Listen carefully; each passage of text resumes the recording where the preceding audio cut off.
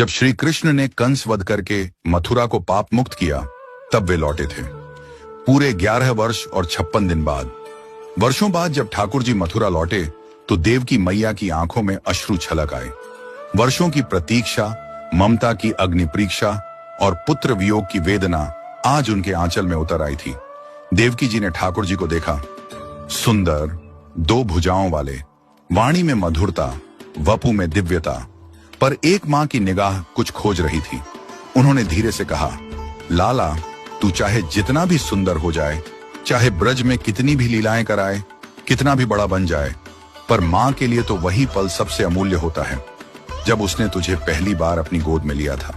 और जब मैंने तुझे पहली बार देखा था, उस क्षण तू 2 भुजाओं में नहीं था, तू तो चतुर्भुज था। तेरे हाथों में शंख, चक्र, गदा और पद्म था।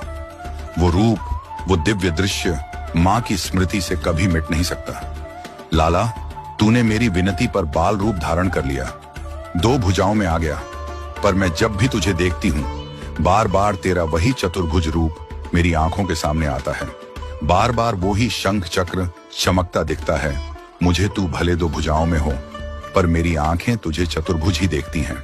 देवकी मैया के इन भाव भरे शब्दों ने ठाकुर जी के हृदय को छू लिया। उन्होंने उसी क्षण एक नियम बना लिया, अब जब जब मैं अपनी जननी देवकी के सम्मुख रहूंगा, मैं सदैव चतुर्भुज रूप में रहूंगा। यही कारण है कि मथुरा की आगे की लीलाओं में और द्वारिका में ठाकुर जी सदैव चतुर्भुज रूप में विराजमान रहते हैं। वहां उनका वह लीला पुरुषोत्तम रूप नहीं, अपितु परम नारायण रूप प्रकट होता है। अब बात करें द्वारका की, उस दिव्य नगरी की जिसे भू वैकुंठ कहा गया है। इसका अर्थ है पृथ्वी पर स्थित वैकुंठ लोक। यहाँ कोई सामान्य पुरुष, स्त्री या जीव नहीं होते। यहाँ हर एक आत्मा दिव्य होती है। द्वारका में ठाकुर जी चतुर्भुज हैं, बलराम जी चतुर्भुज हैं, देवकी जी चतुर्भुज, वसुदेव जी भी चतुर्भुज। यहाँ रुक्मिणी जी, जाम्बवती जी, सभी रानियां चतुर्भुज रूप में स्थित हैं। आप द्वारका के किसी भी मंदिर में जाइए, चाहे वह श्री द्वारकाधीश मंदिर हो या रुक्मिणी मंदिर, आप किसी भी विग्रह को 2 भुजाओं में नहीं पाएंगे। सब चतुर्भुज हैं। यहाँ तक कि श्री राधा रानी, जिनका स्वरूप ब्रज में 2 भुजाओं वाला है, द्वारका में चतुर्भुज रूप में विराजमान होती हैं। क्यों? क्योंकि द्वारका लोक लीला भूमि नहीं, ये योग भूमि है। यह भक्ति का केंद्र नहीं, यह ज्ञान और वैराग्य का धाम है। शास्त्रों में कहा गया है, द्वारका वह भूमि है जहां जीव वैकुंठवासी हो जाता है। यहां प्रवेश करने के बाद साधारण मानव भी चतुर्भुज हो जाता है।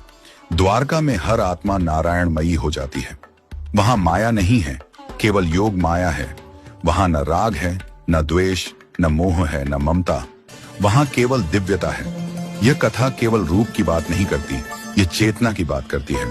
जहां ब्रज में ठाकुर जी लीलामय हैं, वहां द्वारका में वे योगेश्वर हैं। जहां यशोदा मैया ने उन्हें 2 भुजाओं में बांधा, वहीं देवकी मैया के सामने वे